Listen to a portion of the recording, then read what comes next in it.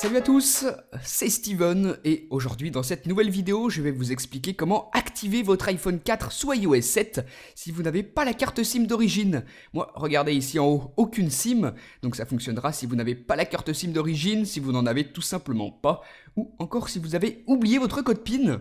Donc vous le savez, lors des étapes de configuration d'iOS 7, au bout d'un moment, vous tombez sur cette page d'activation où Apple vérifie si vous avez une carte SIM. Là, vous voyez que je n'en ai pas, et j'ai beau réessayer tout ce que je veux, je ne pourrai pas poursuivre l'activation de mon iPhone 4 sans carte SIM. Donc pour ceux qui sont dans ce cas de figure, comme moi, c'est vrai que ça peut être vraiment embêtant de ne pas pouvoir poursuivre l'utilisation de son iPhone. Par exemple, dans le cas où on l'a acheté d'occasion.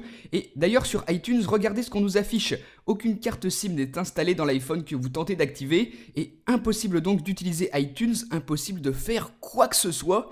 Donc heureusement, avec l'iPhone 4, il existe une petite astuce que je vais vous montrer tout de suite. Pour pouvoir utiliser son iPhone 4, même si on n'a pas de carte SIM, pour pouvoir le déverrouiller.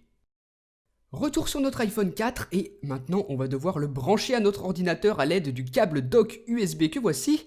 Donc vous branchez votre iPhone et ensuite on va devoir le placer en mode DFU. Donc pour ça on utilise les deux boutons, le bouton Home en bas et le bouton Power sur le dessus. Vous allez commencer par les maintenir simultanément pendant une dizaine de secondes. Donc vous appuyez sur les deux, le bouton Home et le bouton Power pendant 10 secondes. 6, 7, 8, 9... 10, vous relâchez le bouton Power et vous continuez de maintenir le bouton d'accueil encore une fois pendant une dizaine de secondes. 5, 6, 7, 8, 9, 10, c'est tout bon, votre écran reste noir et votre appareil est maintenant en mode DFU. Vous pouvez d'ailleurs remarquer qu'iTunes dans le fond s'est manifesté et a détecté notre appareil en mode de récupération. Donc c'est tout à fait normal, vous laissez ça, vous pouvez même quitter iTunes. Ensuite, sur notre ordinateur, on aura besoin de 3 petits programmes. Une application Java qui va nous permettre de nous connecter en SSH à l'aide du logiciel WinSCP, uniquement disponible pour Windows. Et enfin, Tiny Umbrella. Donc les trois, vous pouvez les télécharger grâce au lien dans la description de la vidéo. Donc c'est parti, vous commencez en lançant la petite application Java, une nouvelle fenêtre s'ouvre et là, le programme va détecter que notre iPhone 4 se trouve en mode DFU puisqu'on vient de l'y placer. Et vous voyez que le programme travaille, vous allez avoir des lignes qui vont défiler, c'est tout à fait normal. Donc vous laissez le programme faire son travail, vous ne touchez à rien, et une fois que ce sera terminé, vous allez voir une ligne verte apparaître en vous disant que vous pouvez vous connecter en SSH à l'aide des identifiants qui se trouvent juste en dessous. Et sur votre iPhone 4, vous avez la pomme d'Apple avec une barre de chargement juste en dessous. Là, vous pouvez ouvrir WinSCP, vous ouvrez une nouvelle session dans le logiciel comme ceci. Pour vous connecter, vous suivez simplement les infos que nous a donné le logiciel dans la ligne en vert. Le nom de l'hôte c'est localhost, le port ce sera 2022, le nom d'utilisateur c'est root et le mot de passe Alpine, A-L-P-I-N-E, comme ceci. Donc une fois que tous les champs sont bien renseignés, vous pouvez lancer la connexion. Vous avez une petite fenêtre qui peut apparaître, si c'est le cas vous marquez Yes.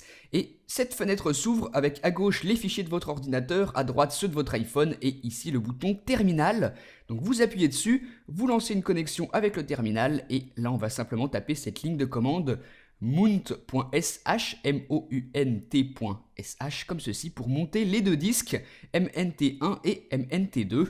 Une fois que c'est fait, vous pouvez fermer la fenêtre et dans les fichiers de votre iPhone, vous reculez dans l'arborescence comme ceci en cliquant sur le premier petit lien et là vous trouvez les deux disques qu'on vient de monter. Celui qui nous intéresse, nous, c'est MNT1, donc vous l'ouvrez, vous vous rendez dans Applications et là vous descendez un petit peu.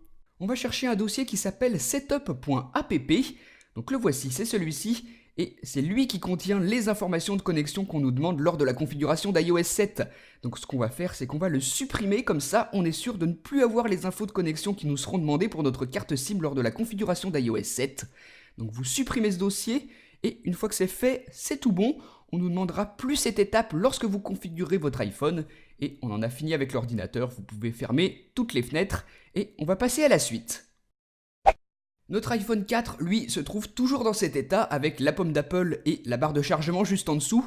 Donc on va l'en sortir, pour ça on maintient les deux boutons appuyés pendant une quinzaine de secondes environ. Donc vous gardez appuyé le bouton Power en haut et le bouton Home en bas jusqu'à que votre appareil redémarre. C'est le cas lorsque vous voyez la pomme d'Apple apparaître à l'écran. Donc notre iPhone essaye de redémarrer mais se stoppe tout de suite et ensuite vous voyez apparaître ça, le logo iTunes avec le câble juste en dessous.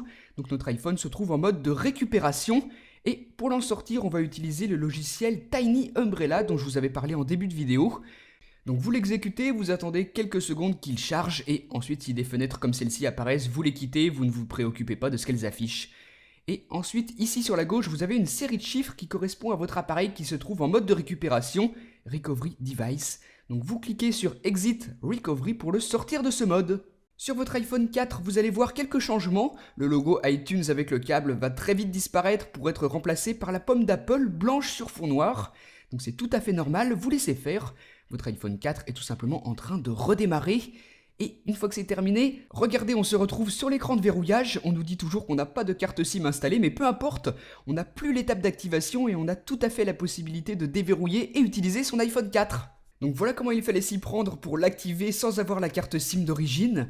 Par contre, vous remarquez que là, mon iPhone 4 est en anglais. C'est normal puisqu'on a sauté l'étape d'activation d'iOS. Rien n'est configuré sur cet iPhone, donc il faudra que vous fassiez, vous, dans les réglages de votre appareil. Et autre bémol de cette méthode d'activation, iTunes ne fonctionnera pas, il ne reconnaîtra pas votre iPhone sur votre ordinateur, donc il faudra que vous utilisiez un logiciel tiers pour importer vos fichiers. Voilà, donc je vous rappelle que cette méthode n'est pas un Decimlock, ça ne vous permettra pas d'utiliser votre iPhone 4 avec n'importe quelle carte SIM, simplement de pouvoir le déverrouiller et vous en servir. Donc dites-moi ce que vous en avez pensé dans les commentaires, si vous avez des questions surtout n'hésitez pas à me contacter sur Facebook ou sur Twitter ou même ici sur YouTube. Et moi je vous dis à très bientôt pour une prochaine. Salut!